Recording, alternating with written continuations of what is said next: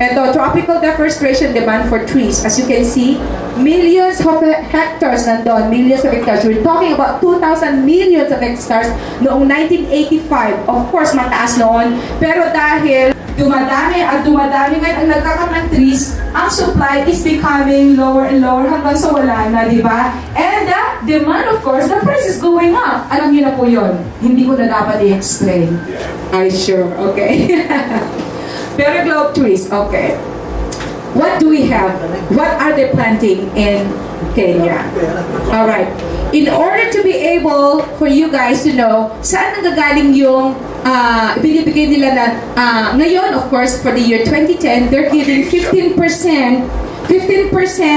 starting from the 5th year until the 90th year. Pero of course, starting 2011, hindi na po 15% kundi 10%. So ngayon po, samantalahin natin ang promo namin, which is 15%. Okay? So yun po ay nanggagaling po dito sa Acacia Senegal, which is Agam Arabic. And we're gonna see later kung ano ba talaga yan, okay? And then of course, Mukau is a tropical mahogany. Meron po tayong mahogany dito or any other country, pero ito po ay a very quality mahogany that they only grow on in Kenya, on semi-arid land or arid lands. Ibig sabihin, ang arid land or semi-arid lands, yun po yung disyerto na sinasabi.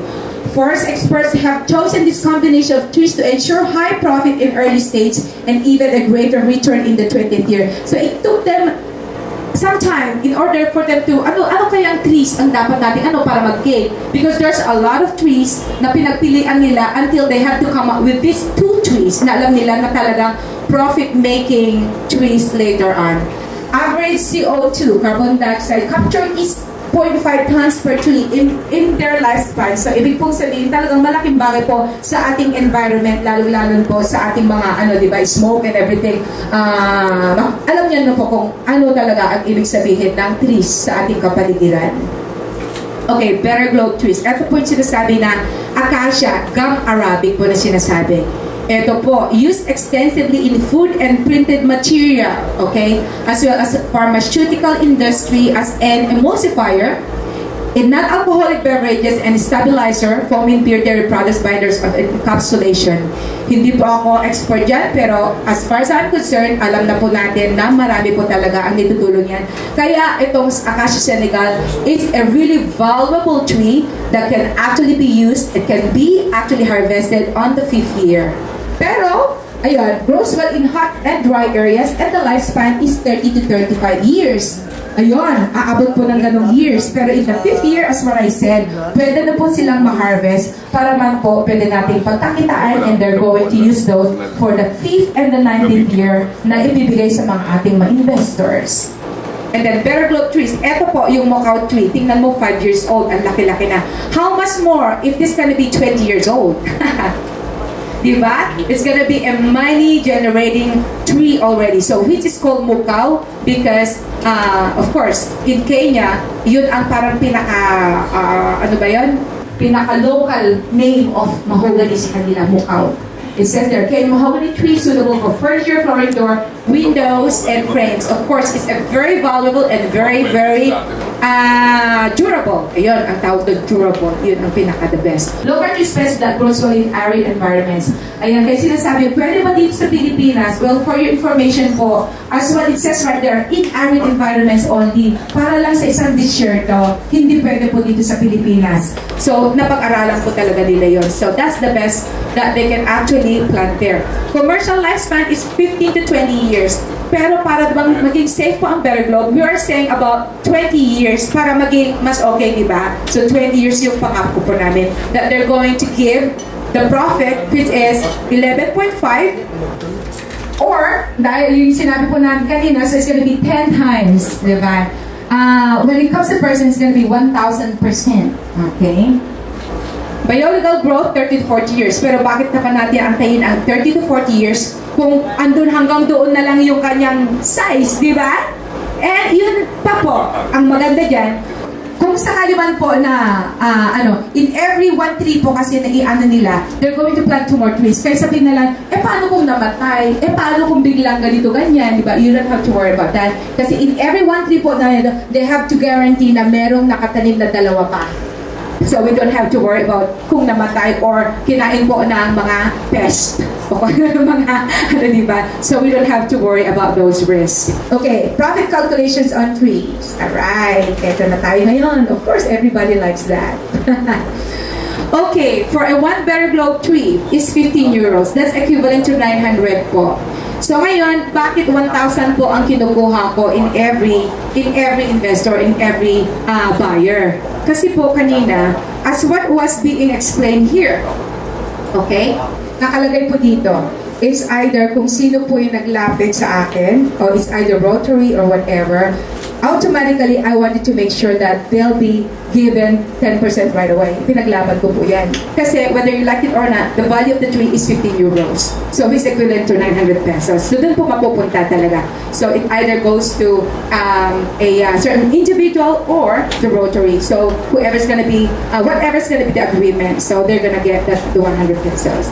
And profit comes mainly from your Acacia Senegal. Ayun po yung sinasabi kanina, starting from the year 5 until the 19, doon po makukuha yung 10%. Okay? So they have to make sure it's coming from Acacia Senegal. Yun.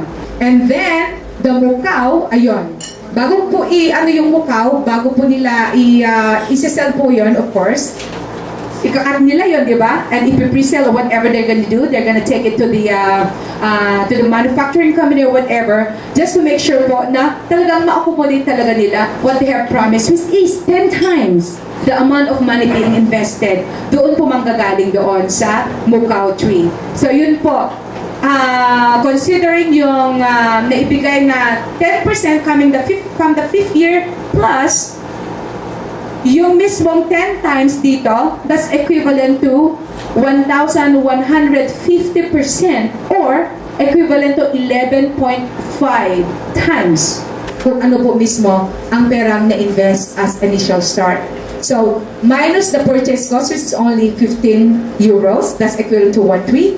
Ito po mismo, profit over 20 years, which is equivalent to 157.50 euros or 9,450. That's just a simple calculation po sa isang tree. How much more if somebody is going to invest 5 million pesos? Di ba? Ako nga, in-example ko, I lost 5 million pesos, nagpatayo po ako ng isang restaurant sa Libis. Considering the fact na, sabi ko, oh my God, that was 5 years ago. Kung yung 5 million ko, kung yun mismo in-invest ko dito, it could have been 61,250,000. Ay doon ko, binase ko po yun sa 15% of course dahil I am still on the year 2010. So that's why I'm telling everybody, kailangan samantalahin na po ngayon dahil 2010, we're still on the bracket of 2010. Ibig sabihin, instead of waiting 5 more years to be able to get the first 10% or 15%, kailangan ito na mismo because it's already considered as 1 year. O diba? As a promo. Because it's starting January 1, instead of getting 15% po, it's just gonna be 10% dito po from the 5th year to the 19th year. Okay. Alright, Better Globe in the Philippines. Ito na po yung napag-alaman natin at napagkasundoan po natin sa ating mga kontrata. Diba? Oh, I'm sorry. Nasaan na napunta? I lost it.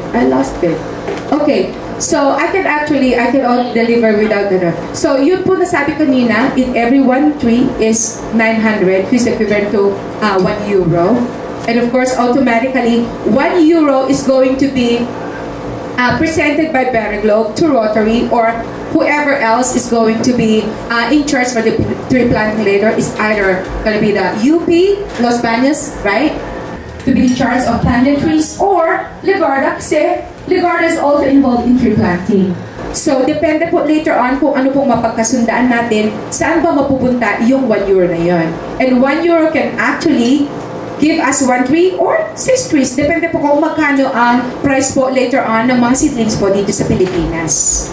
Alright? Okay na ba yan? Ikaw na mag-a-adjust.